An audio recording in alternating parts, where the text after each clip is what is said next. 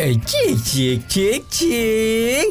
Oke guys, welcome back to Cakra Diva Reinkarnasi dalam pembahasan alur cerita Solen 2 Jusik Taman episode ke-53. Seperti biasa, kita review dulu pembahasan Solen 2 di episode sebelumnya, di mana Yuho telah resmi menjadi murid pertukaran Akademi Pembimbing Roh Kekaisaran Ryu dan bertemu dengan rekan-rekan seperguruannya di bawah bimbingan Pak Guru Suan Jiwe. Namun ternyata tidak semua rekan seperguruannya anak soleh dan soleha, karena ada juga seorang anggota kekaisaran bernama Wang Souji yang terus saja merendahkan Yuho hingga membuat Yuho tak punya pilihan kecuali melepaskan kejotan spiritual. Setelahnya Yuho pergi ke pegunungan Jingyang untuk menguji coba sebuah alat pembimbing roh bersama Juzi dan Keke. Ketiga murid Akademi Ryu itu bertemu dengan rombongan serigala pemakan logam. Episode ini, waduh, bakal ngeri-ngeri sedep banget pokoknya deh ya. Yuho bakal baku hantam sama rombongan serigala sampai babak belur, hampir sodaqallahul ajim. Terus belum sampai luka-lukanya sembuh, sudah ada Wang Souji dan keluarga kekaisaran Ryu yang nyari gara-gara sama Yuho. Gimana cerita atuh selengkapnya? Tanpa lama-lama langsung aja kita terobos. Kuy. Yuho memacu alat pendeteksi roh untuk bergerak secepat mungkin untuk melarikan diri dari rombongan serigala pemakan logam. Sementara rombongan serigala pemakan logam juga tidak mau menyia-nyiakan makanan mereka dan terus mengejar bola raksasa yang tengah dikendarai oleh Yuho dan kawan-kawan. Di saat yang sama, salah satu kaisar serigala emas melepaskan sebuah bola energi padat lurus-lurus ke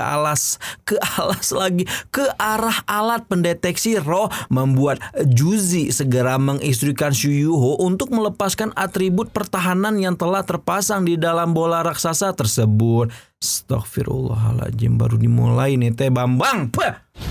Serangan kaisar serigala logam itu sudah cukup untuk membuat bola raksasa mental beberapa inci ke udara sebelum berhasil menstabilkan diri, meskipun energi yang tersimpan dalam alat pembimbing roh langsung berkurang drastis. Di tengah pelarian itu Yuho akhirnya paham jika manusia yang seringkali menggunakan logam langka sebagai bahan penyusun alat pembimbing roh telah menjadi salah satu list makanan siang serigala pemakan logam. Yang lebih berbahaya adalah kelompok serigala ini bukanlah kelompok ecek-ecek, karena memiliki 3 kaisar serigala emas, yang mengartikan mereka pasti dipimpin oleh seekor serigala betina yang dikenal sebagai serigala bulan perak.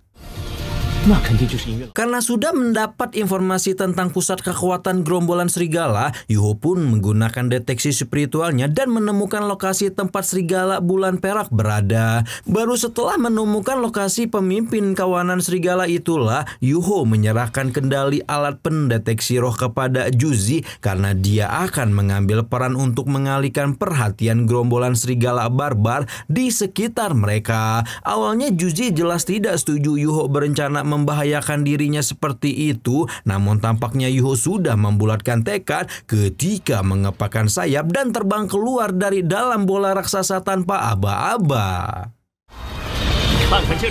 Sementara Juzi tidak punya pilihan kecuali meneruskan pelarian, Yuho memulai tindakan memancingnya dengan melemparkan beberapa balok logam yang memang secara nyata berhasil mengalihkan perhatian para serigala pemakan logam. Serigala-serigala itu segera putar haluan dan mengejar Yuho sebelum melepaskan tembakan puluhan atau mungkin ratusan bola energi dari segala penjuru mata angin hingga membuat Yuho auto meliuk-liukan tubuhnya ke sana kemari menghindari serangan barbar kawanan serigala. Yuho juga turut mengundang ketertarikan serigala bulan perak, membuat satu-satunya serigala berbulu putih itu berlari ke arahnya, sehingga Yuho melemparkan cangkang pulau jiwa. Namun ternyata cangkang pulau jiwa itu tidak berpengaruh banyak pada serigala bulan perak, malah dijadikan cemilan tengah malam oleh pimpinan kawanan serigala tersebut. Situasi menjadi agak jelek untuk Yuho ketika sayap pembimbing rohnya mengalami kerusakan, membuatnya tidak punya pilihan kecuali turun ke posisi yang lebih dekat dengan gerombolan serigala dan melepaskan teknik ilusi untuk meniru aura kaisar kalajengking es Bingbing. Ketika melepaskan aura monster roh ratusan ribu tahun bimbing, seperti biasa rombongan monster roh kerucil layaknya serigala pemakan logam, auto gemetar seluruh tubuh dan bersikap submusif. Sama sekali tidak berani mengambil langkah maju untuk menyerang Yuho lagi. Namun sayang ternyata penampakan kalajengking es raksasa itu tidak bertahan lama karena serigala bulan perak yang juga memiliki atribut spiritual meledakkan teknik ilusi Yuho hingga membuat calon ayangnya Wutong itu pusing 7 keliling. Yuho semakin panik setelah merasakan komunikasi dengan Tianmeng dan kawan-kawan terputus, menandakan serangan serigala bulan perak telah memblokir lautan spiritualnya. Tianmeng dan Bimbing tentu saja khawatir karena lautan spiritual Yuho terblokir. Namun Abah Yi berusaha meyakinkan jika saat ini memang waktu yang tepat bagi Yuho untuk tumbuh dewasa dan mengalahkan musuh dengan kekuatannya sendiri. Karena tidak bisa merasakan lautan spiritual, Yuho pun mengepakkan sayap pemimpin rohnya sekali lagi dan berniat melarikan diri sebelum rombongannya berhasil meloloskan satu serangan yang cukup keras hingga membuat pemuda kekaisaran Xinglo itu jatuh terguling di tengah gelapnya hutan pegunungan Jingyang.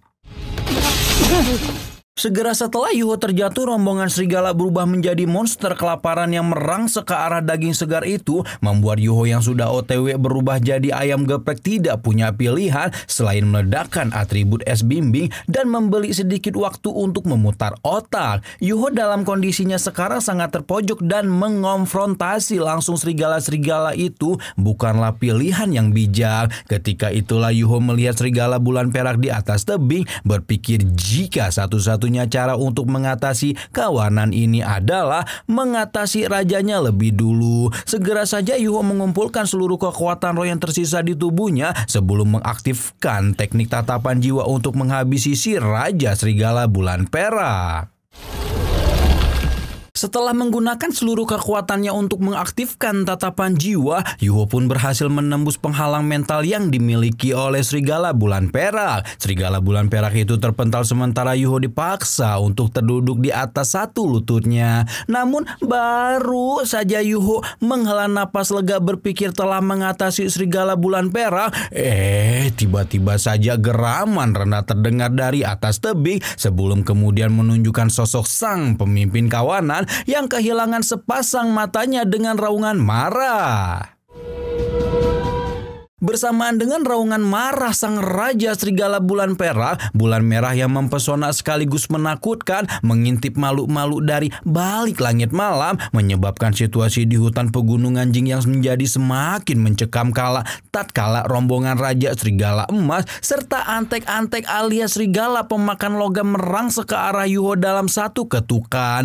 Yuho yang tidak punya banyak kekuatan roh tersisa segera mengaktifkan teknik roh ketiganya, yaitu kelumpuhan massal, dan menyebabkan pergerakan para serigala melemah sementara dia memanfaatkan kesempatan itu untuk menyerang raja serigala bulan perak sekali lagi. Yuho mengaktifkan teknik musim dingin sebelum melepaskan ledakan es yang telah membuat baik dirinya maupun Raja Serigala Bulan Perak sama-sama terluka parah. Sementara Yuho berada dalam pertempuran hidup dan mati melawan kawanan serigala, Juzi dan Keke tengah berhenti sejenak untuk memeriksa kondisi alat pendeteksi roh. Meskipun alat pembimbing roh yang telah diteliti Akademi Ryu selama 30 tahun itu rusak parah, menurut Juzi alat tersebut masih bisa bertahan dan mereka dapat melanjutkan perjalanan. Namun ketika baru saja hendak melanjutkan perjalanan, Juzi teringat kepada Yuho dan akhirnya merasa tidak bisa meninggalkan pemuda itu begitu saja.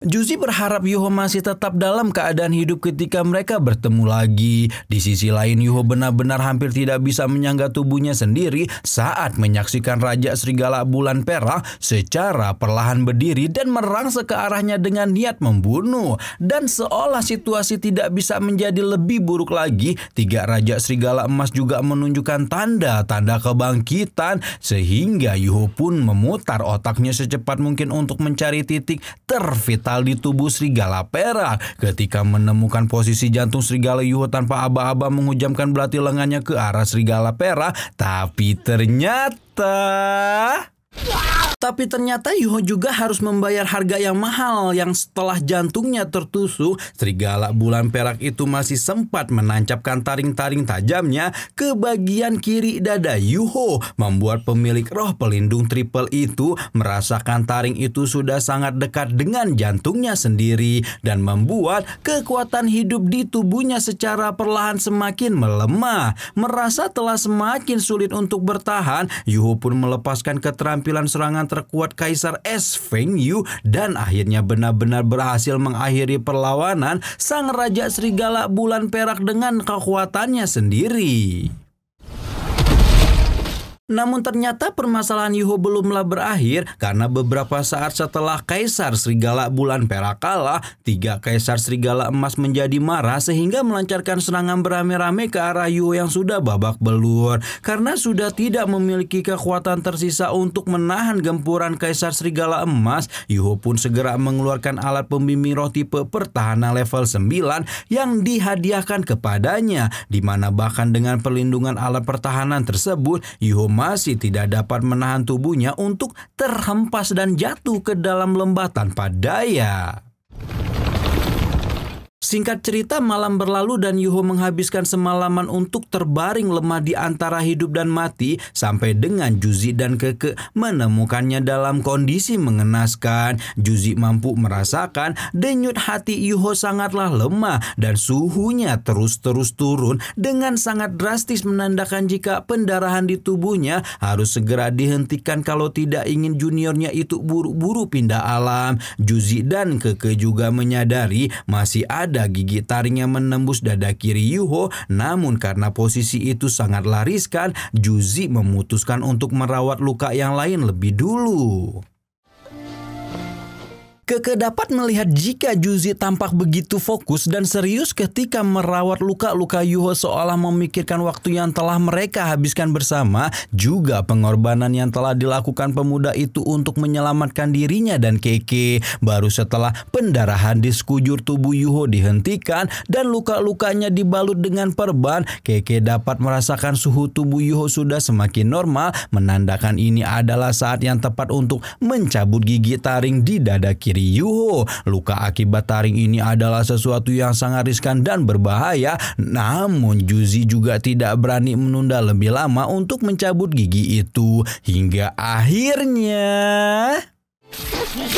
tepat ketika gigi itu tercabut dari tempatnya, kesadaran Yuho seolah ditarik secara tiba-tiba merasakan sakit luar biasa mendera tubuhnya, membuat pemuda itu tanpa sadar menggigit lengan Juzi yang tengah berada di depannya. Keke juga merespon cepat dengan menekan bekas luka dengan kain, menahan agar tidak sampai terjadi pendarahan hebat setelah gigi tersebut. Setelah rasa sakit di dadanya perlahan memudar, kesadaran Yuho pun turut memudar dan akhirnya jatuh tak sadarkan diri sekali lagi. Beberapa waktu sekali lagi berlalu dan Yuho dalam lautan spiritual sedang mengumpulkan vitalitas untuk memulihkan dirinya sendiri.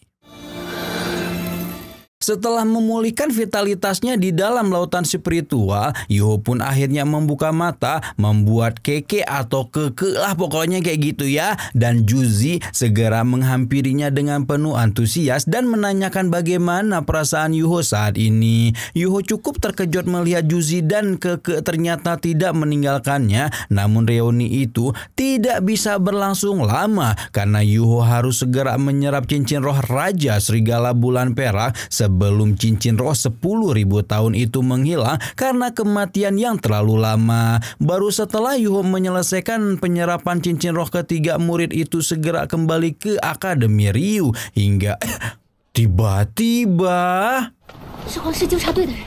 tiba-tiba saja muncul rombongan pemuda bersenjata yang mengepung rombongan Yuho dan kawan-kawan, di mana rombongan itu mengaku sebagai pasukan kekaisaran yang akan menangkap Yuho karena telah melukai anggota keluarga kekaisaran alias Wang Shaoji. Wang Shaoji yang juga bergabung dengan rombongan pasukan tampak sangat senang melihat kondisi Yuho babak belur, membuat Juzi segera maju dan meminta keluarga kekaisaran itu untuk tidak terus-menerus menimbulkan masalah. Bahkan Keke yang sebelumnya berdiri di sisi Wang Shaoji kini pun memperingatkan rekannya untuk tidak selalu menindas orang lain.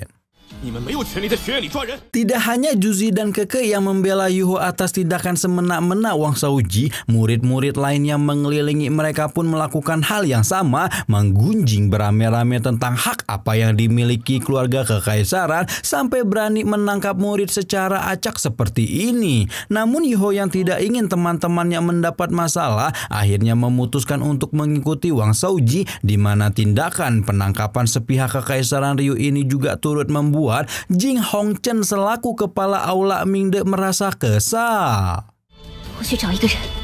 Sementara Jing Hongchen tersulut amarah karena perbuatan semena-mena keluarga kerajaan, Yuho sekarang telah dibawa dalam sebuah ruangan penyiksaan dan dipaksa untuk menjelaskan tindakan apa yang telah Yuho lakukan kepada Wang Shaoji.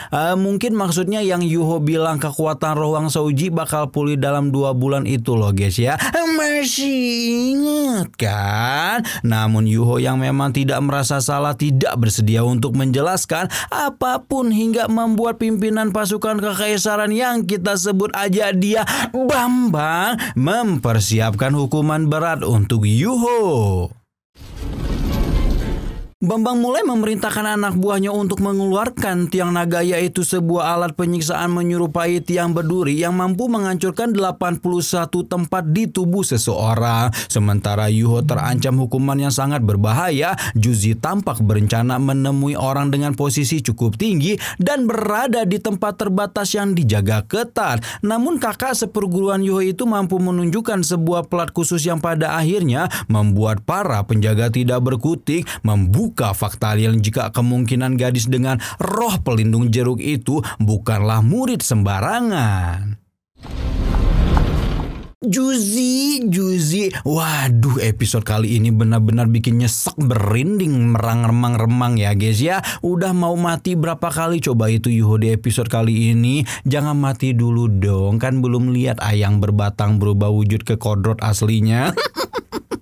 Kira-kira siapa ya yang bakal ditemui oleh Juzi? Mampukah orang itu untuk menyelamatkan Yuho dari tindakan sewenang-wenangnya Wang Shaoji dan pasukan kekaisaran yang suka live TikTok? Nantikan terus pembahasan hanya di Cakra Drive. Astagfirullah, nyebut nama channel sendiri aja sampai balelol gini. Nantikan terus pembahasannya hanya di Cakra Diva Reinkarnasi. Rama di sini pamit. Bye-bye.